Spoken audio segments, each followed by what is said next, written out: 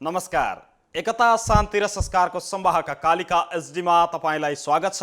म तिलक पौडेल। कालिका समाचार सुरु गरौं प्रमुख समाचारका शीर्षकहरूबाट। कालिका समाचारको साथमा Vijay steel, want to rule, Vijay cement, तपाईको सपनाको मजबुत निर्माण।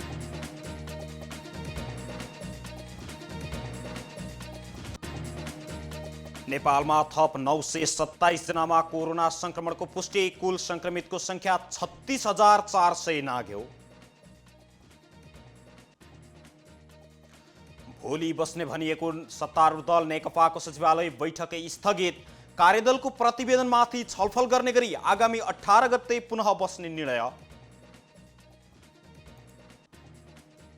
जापानको इतिहासमै लामो कार्यकाल सम्हाल्नुभएका प्रधानमन्त्री आबेले पदबाट राजीनामा दिने, स्वास्थ्यका कारण पदबाट राजीनामा दिनु परेको स्पष्टोक्ति। र ब्राजिलियन डिफेन्डर थियागो सिल्भा 1 वर्षको लागि चेल्सीमा अनुबन्धित।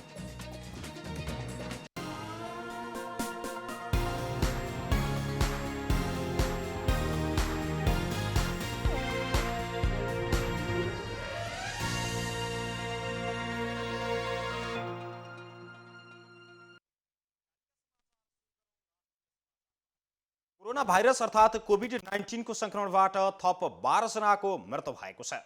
स्वास्थ्य तथा जनसङ्ख्या मन्त्रालयका अनुसार 4 महिला र 8 जना पुरुषको कोरोनाका कारण मृत्यु भएको छ। मोरङमा 56 र 65 वर्षीय 2 जना महिला, भक्तपुरमा 64 वर्षीय र मकवानपुरमा 71 वर्षीय महिलाको मृत्यु भएको मन्त्रालयका प्रवक्ता डाक्टर जागेश्वर गौतमले जानकारी दिनुभएको छ। यस्तै उदयपुरमा 52 वर्षीय, पर्सामा 71 वर्षीय, धनुषामा 45 वर्षीय र सिराहामा 55 वर्षीय पुरुषको ज्यान गएको छ। यस्तै झापामा 83 वर्षीय, चितवनमा 51 वर्षीय, कास्कीमा 52 वर्षीय र रूपन्देहीमा 60 वर्षीय पुरुषको पनि मृत्यु भएको उहाँले जानकारी दिनुभएको छ। योसँगै नेपालमा कोरोनाबाट ज्यान गुमाउनेको कुल संख्या 195 जना पुगेको छ। आज 927 जनामा संक्रमण पुष्टि भएको छ भने काठमाडौँमा मात्रै 350 जना नयाँ संक्रमित थपिएका छन्।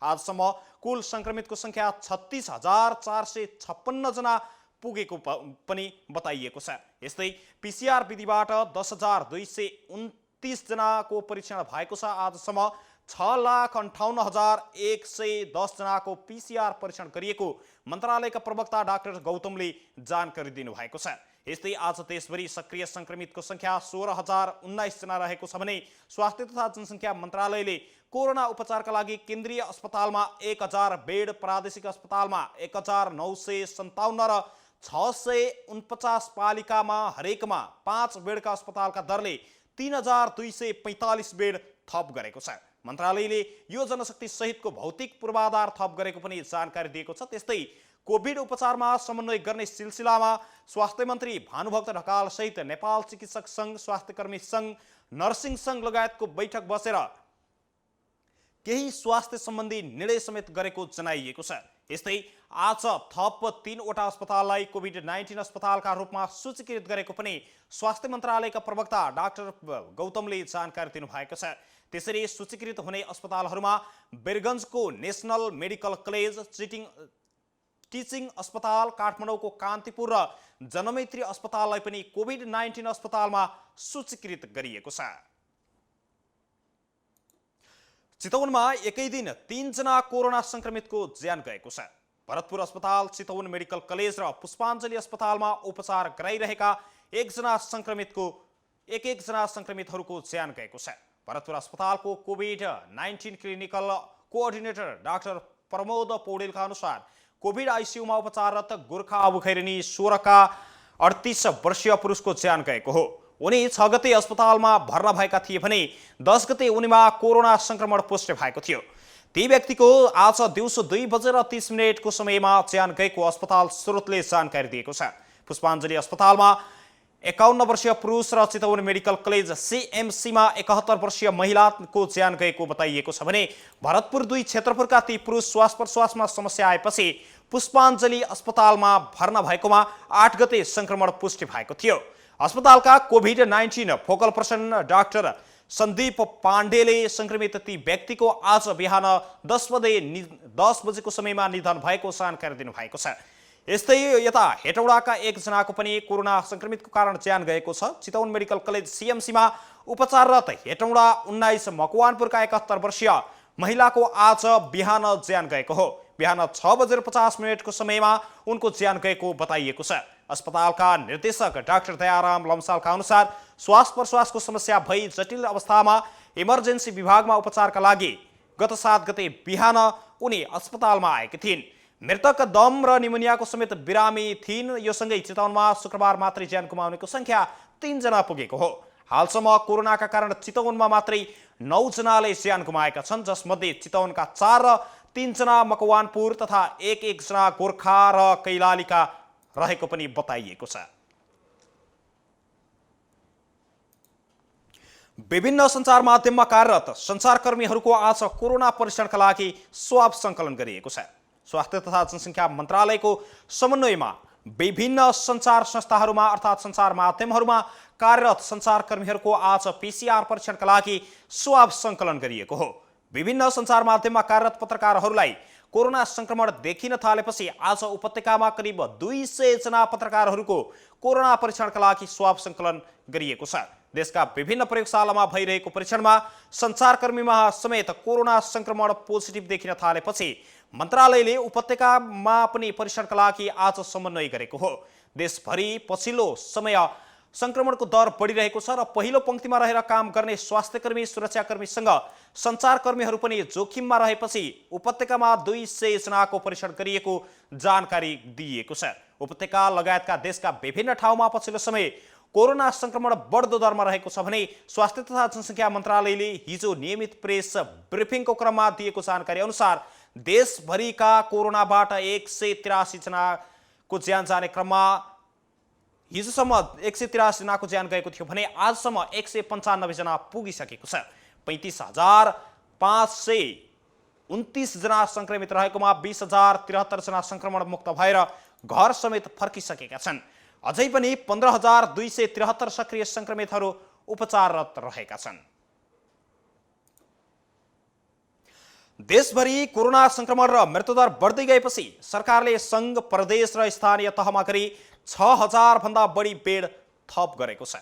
स्वास्थ्य तथा जनसङ्ख्या मन्त्रालयका अनुसार केन्द्रीय अस्पताल, प्रदेश र पालिका तहमा गरी विभिन्न 6,202 वटा बेड थप भएका छन्। केन्द्रीय अस्पतालमा 1,000, प्रादेशिक अस्पतालमा 1,957 बेड थप भएको आज जानकारी दिइएको छ। मन्त्रालयका प्रवक्ता डाक्टर जागेश्वर गौतमले दिएको जानकारी अनुसार विभिन्न 649 पालिकामा 3,245 वटा बेडहरू थप गरिएको छ। अस्पतालहरू नभएका प्रत्येक पालिकामा 5 वटा बेड थप भएका बताइएको छ भने हरेक अस्पतालमा जनशक्ति सहित बेड थप भएका हुन्। यस्तै गरी सरकारले थप 3 वटा अस्पताललाई कोभिड अस्पतालमा सूचीकृत गरेको पनि जानकारी गराइएको छ भने नेपालमा प्लाज्मा थेरापी विधिबाट 20 भन्दा बढीको सफल उपचार भएको पनि गौतमले जानकारी दिनुभएको छ। देशका विभिन्न अस्पतालमा 42 जनाले प्लाज्मा समेत दान गरिसकेका छन्। सत्तारूढ दल नेपाल कम्युनिस्ट पार्टी नेकपाको सचिवालय बैठक स्थगित भएको छ। सचिवालय सदस्य समेत रहनुभएका उप प्रधानमन्त्री तथा रक्षा मन्त्री ईश्वर पोखरेल र गृहमन्त्री रामबहादुर थापा बादल आइसोलेसनमा बस्नुपर्ने भएकाले भोलि शनिबारको लागि डाकिएको बैठक स्थगित गरिएको हो। कोभिड-19 सङ्कट व्यवस्थापन सेन्टर सीसीएमसीमा कार्यालय सहयोगीहरूलाई संक्रमण देखिएकाले दुवै नेता होम आइसोलेसनमा बस्नु भएको स्रोतले जानकारी दिएको छ। सोही कारण बैठक आगामी 18 गतेलाई सारिएको छ। बैठकमा पार्टी विवाद समाधानका लागि बनेको कार्यदलको प्रतिवेदनमाथि छलफल गर्ने कार्यसूची रहेको छ। यसअघि गत भदौ 1 गते सचिवालय बैठक बसेको थियो र सो बैठकले कार्यदललाई अनुमोदन गरेको थियो। कार्यदलले गत शनिबार नै आफ्नै प्रतिवेदन बुझाइसकेको छ भने अध्यक्षद्वयले अध्ययन गरिरहेको प्रतिवेदन सचिवालय हुँदै स्थायी कमिटीमा समेत छलफल गराइनेछ। सरकारले विमान दुर्घटना सम्बन्धमा जाँच गर्न एक स्वतन्त्र संयन्त्र स्थापना गर्ने भएको छ। संस्कृति, पर्यटन तथा नागरिक उड्डयन मन्त्रालयले तयार पारेको हवाई नीति 2077 मा विमान दुर्घटना जाँचलाई विश्वसनीय एवं प्रभावकारी बनाउन एक स्वतन्त्र साधन स्रोत सम्पन्न संयन्त्र स्थापना गर्ने लक्ष्य लिएको जानकारी दिइएको छ। मन्त्रालयले अहिले विमान दुर्घटनाको जाँचबुझका लागि मन्त्रालय तथा प्राधिकरणका पूर्व कर्मचारी र मन्त्रालयका बहालवाला कर्मचारी राखेर आयोग गठन गर्दै आएको बताइएको छ। यसैगरी हवाई नीतिमा निजी क्षेत्रले पनि वायुयान दर्ता गरी व्यक्तिगत प्रयोजनका लागि एक इन्जिन क्षमताको एउटा जहाज राख्न पाउने उल्लेख गरिएको छ। हवाई नीति 2077मा निजी तथा तालिम प्रयोजनका लागि वायुयान उत्पादन गर्ने संस्थाले तोकेको इन्जिन पर्फर्मेन्स रियाबिलिटिस नियामक निकायले जारी गरेको शर्त पूरा गर्ने गरी एक इन्जिन स्थिर पखेटा भएका वायुयानलाई समेत आयात तथा सञ्चालन गर्न अनुमति दिने व्यवस्था मिलाइने पनि उल्लेख गरिएको छ। मन्त्रालयले जारी गरेको हवाई नीति 2077मा 12 वर्षभन्दा पुरानो प्रेसराइज्ड वायुयान आयात गर्न नपाउने पनि उल्लेख गरिएको छ। साथै इकोनोमिक डिजाइन लाइफको 50% पूरा गरेको वा 35,000 प्रेसराइजेसन साइकल पूरा गरेका मध्ये जुन पहिले हुन आउँछ त्यस्ता वायुयानहरूको आयातमा प्रतिबन्ध लगाउने हवाई नीतिमा पनि 2077मा उल्लेख गरिएको छ। यसैगरी प्रेसराइज्ड नभएका वायुयानको हकमा 15 वर्षभन्दा पुरानालाई आयात गर्न अनुमति प्रदान नगर्ने समेत नीतिमा उल्लेख गरिएको छ।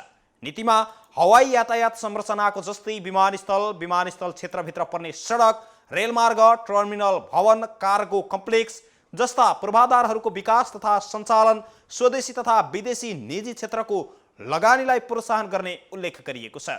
नीतिमा विदेशी लगानीको विषय समेत स्पष्ट उल्लेख गरिएको छ।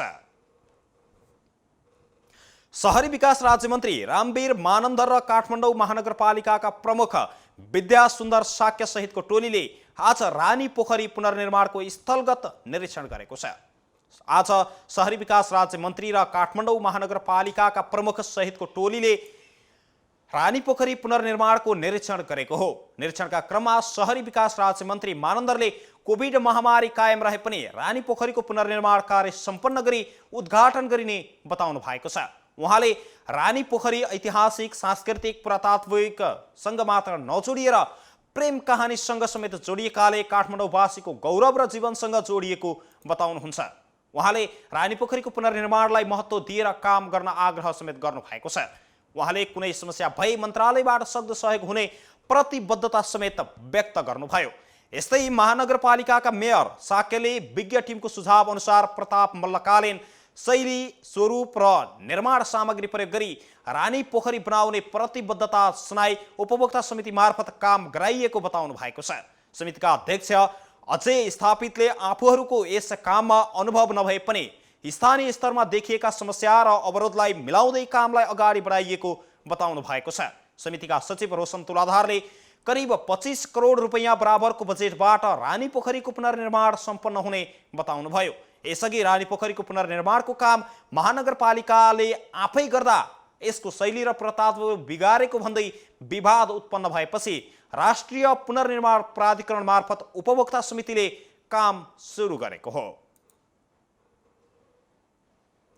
एकता, शान्ति र संस्कारको संवाहक कालिका एचडीमा प्रसारित कालिका समाचारमा पालो भएको छ विज्ञापनको। तर त्यसभन्दा अगाडि प्रमुख समाचारका शीर्षकहरू एकपटक। कालिका समाचारको साथमा Vijay still, one two role, विजय सिमेन्ट, तपाईको सपनाको मजबुत निर्माण।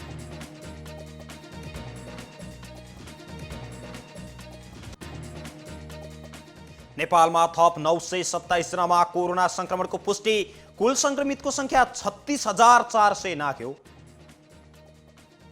भोलि बस्ने भनिएको सत्तारूढ दल नेकपाको बैठक स्थगित, कार्यदलको प्रतिवेदनमाथि छलफल गर्ने गरी आगामी 18 गते पुनः बस्ने निर्णय। जापानको इतिहासमै लामो कार्यकाल सम्हाल्नु भएका प्रधानमन्त्री आबेले पदबाट राजीनामा दिने, स्वास्थ्यका कारण पदबाट राजीनामा दिनु परेको स्पष्टोक्ति। र ब्राजिलियन डिफेन्डर थियागो सिल्भा 1 वर्षको लागि चेल्सीमा अनुबन्धित।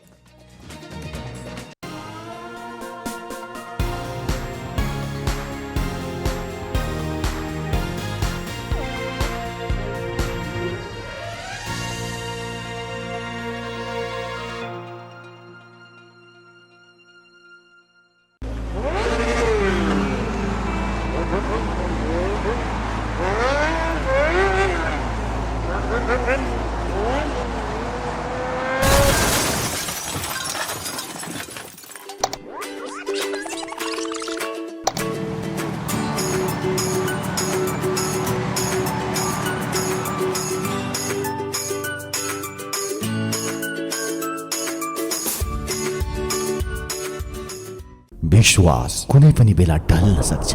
अब हामीलाई चाहिन्छ यस्तो आधार जसको मजबुतीले वर्षौं वर्षसम्म हामीलाई विश्वास दिलाओस्, पूर्णतया मजबुतीको अनि विश्वस्त जिन्दगीको। मास्टर बिल्डर ओपिसी सिमेन्ट, जसको हरेक कणले बोकेको छ पूर्णतया मजबुती। विजया सिमेन्टको master builder OPC cement, building your future.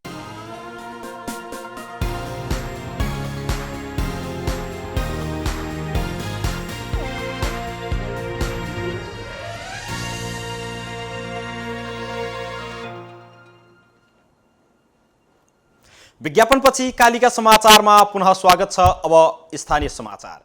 चितवनका 7वटै स्थानीय तहमा थप 1 साता निषेधाज्ञा थपिएको छ। जिल्ला प्रशासन कार्यालय चितवनमा आज बसेको बैठकले निषेधाज्ञा 1 साता थप्ने निर्णय गरेको हो। भदौ 19 गते राति 12 बजेसम्मका लागि निषेधाज्ञा जारी गरिएको जिल्ला प्रशासन कार्यालय चितवनद्वारा जारी जरुरी सूचनामा जनाइएको छ। चितवनद्वारा जारी जरुरी सूचनामा जनाइएको सो अवधिमा अत्यावश्यकीय खाद्य सामग्री खरिद गर्न बिहान 5 र बेलुका 6 बजेदेखि 3 घण्टा मात्रै नजिकैको पसलमा पैदल हिँडेर जान पाइने बताइएको छ। लामो दूरीका मालवाहक ढुवानीका साधन, दमकल, एम्बुलेन्स, सब वाहन, सरकारी कृषि व्यवसायका लागि प्रयोग हुने सवारी साधन, खानेपानी, दूध र इन्धन, ढुवानीका लागि प्रयोग हुने ट्याङ्करका साधन भने आवश्यकता अनुसार चलाउन पाइनेछ। स्वास्थ्यकर्मी, सुरक्षाकर्मी तथा सञ्चारकर्मीले प्रयोग गर्ने सवारी साधन र जिल्ला प्रशासन कार्यालयबाट अनुमति प्राप्त सवारी साधन बाहेक अन्य कुनै पनि निजी तथा सार्वजनिक सवारी साधन भने चलाउन पाइने छैन। 2 पाङ्ग्रे मोटरसाइकल समेत चलाउन रोक लगाइएको छ। यस्तै आलो पालो प्रणाली बमोजिम बढीमा 50% कर्मचारी मात्रै उपस्थित हुने गरी बिहान 10 बजेदेखि 1 बजेसम्म बैंक तथा वित्तीय संस्थाहरू चलाउन सकिने पनि जानकारी दिइएको छ। उद्योगमा काम गर्न भित्रै वा निश्चित स्थानमा क्वारेन्टिनको व्यवस्था गरी बाहिर आवत जावत नगर्ने गरी उद्योग चलाउन पाइनेछ।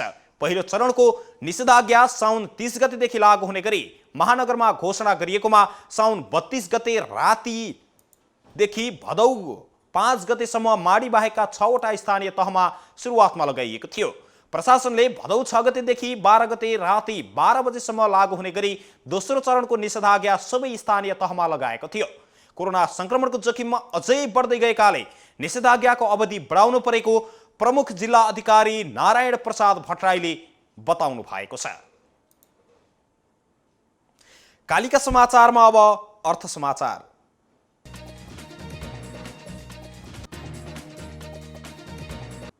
रसुवागढी नाका 13 दिनपछि पुनः खुलेको छ। चीनतर्फ गएको पहिरोका कारण बन्द भएको गत साउन 32 गतेदेखि नाकामा आयात निर्यात रोकिएको थियो। चीनको केरुङ भन्दा ओरफर्ने ठोङसामुनिरको घुम्तिनेर गएको पहिरो पञ्चायतसँगै आयात सुरु भएको रसुवा भन्सारका प्रमुख भन्सार अधिकृत पुण्य विक्रम खड्काले बताउनु भएको छ। शुक्रबारदेखि नियमित कारोबार सुरु भएको उहाँले जानकारी दिनुभयो। उहाँका अनुसार रसुवागढी नाकाबाट तयारी कपडा, स्याउ, विद्युतीय सामग्री, निर्माण सामग्री, जुत्ता, चप्पल, चस्माको फ्रेम लगायतका सामग्री आयात हुने गरेको छ। यस्तै नेपालबाट बाँसको मुढा, काठका सामग्री, हस्तकलाका सामग्री निर्यात हुने गरेको छ। तर पछिल्लो समय चिनिया पक्षले निर्यातको लागि अनुमति भने दिएको छैन। कालिका समाचारमा अब अन्तर्राष्ट्रिय समाचार। जापानका प्रधानमन्त्री सिन्जो आबेले राजीनामा दिनुहुने भएको छ। स्वास्थ्यका कारण उहाँले पदबाट राजीनामा दिने तयारी गर्नुभएको आज स्थानीय सञ्चार माध्यमलाई उद्धृत गर्दै बीबीसीले जानकारी दिएको छ। प्रधानमन्त्री आबेले केही समय यता अस्वस्थ रहनु भएको छ भने केही दिन अघि मात्रै जापानको इतिहासमै सबैभन्दा लामो अवधिसम्म लगातार प्रधानमन्त्री हुने उहाँ पहिलो व्यक्ति हुनुभएको थियो। सन् 2012 को अन्त्यतिर दोस्रो कार्यकालका लागि चुनिनु भएका प्रधानमन्त्री आबे गएको 8 गते प्रधानमन्त्री हुनुभएको र 2779 औं दिन पुगेको थियो। यसअघि सन् 1964 देखि 1972 सम्म तत्कालीन प्रधानमन्त्री आइसाकु सातो लगातार 2798 दिन प्रधानमन्त्री बन्नु भएको थियो। अर्को महिना 66 वर्षमा प्रवेश गर्नुहुने आबेले गएको वर्षको नोभेम्बरमै देशको सर्वाधिक लामो अवधिसम्म प्रधानमन्त्री हुने रेकर्ड पनि बनाउनु भएको थियो। कालिका समाचारमा अब खेल समाचार।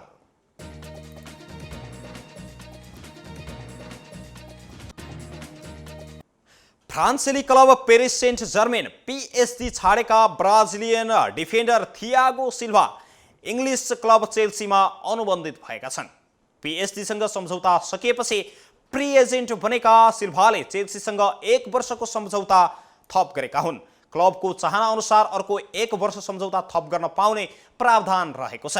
च्याम्पियन्स लिग फाइनलमा बायर्न म्युनिखसँग पराजित भए लगत्तै सिल्भाले चेल्सीसँग अनुबन्धको प्रक्रिया अगाडि बढाएका थिए। चेल्सीले यसअघि नै ट्रान्सफर विन्डोमा 4 खेलाडी अनुबन्ध गरिसकेको छ। आयाक्सबाट हाकिम जिएक र आरबी लाइप्जिगबाट टिमो वेर्नरलाई भित्र्याएको चेल्सीले यसै साता लेस्टर सिटीका बेन चिलवेल र फ्रान्सेली डिफेन्डर मालाङ सारलाई पनि फ्री ट्रान्सफरमा अनुबन्ध गरेको हो। सिल्भाले चेल्सीसँग सम्झौता गरेपछि लाम्पार्डको टोलीमा रहेर खेल्न उत्सुक रहेको पनि बताएका छन्। सिल्भाले PSG अघि AC मिलानबाट खेल्दै कप्तानका रूपमा इटालियन लिगको उपाधि जितेका थिए। उनले त्यसअघि लुमिनेन्सबाट पनि खेलेका थिए र ब्राजिलको राष्ट्रिय टोलीको समेत कप्तानी गरिसकेका सिल्भाले टोलीका लागि 89 खेल खेल्दै 7 गोल गरेका छन्। एकता शान्ति र संस्कारको संवाहक कालिका एचडीमा प्रसारित कालिका समाचारको अन्त्यमा प्रमुख समाचारका शीर्षकहरू पुनः एकपटक। कालिका समाचारको साथमा Vijay still, one two role, विजय सिमेन्ट, तपाईको सपनाको मजबुत निर्माण।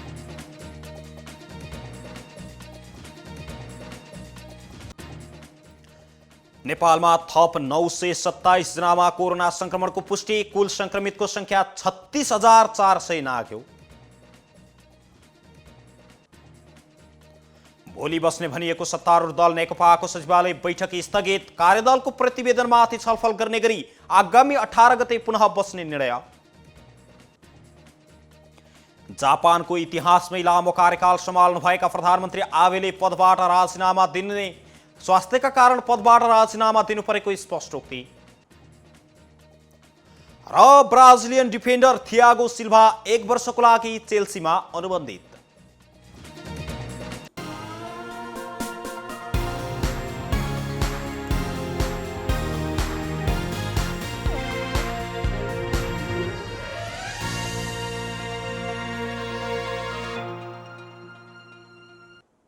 एकता शान्ति र संस्कारको संवाहक कालिका एचडीमा प्रसारित कालिका समाचार अहिलेका लागि यति नै। हेर्दै गर्नुहोला कालिका एचडी। म तिलक पौडेल बिदा हुन्छु। नमस्कार।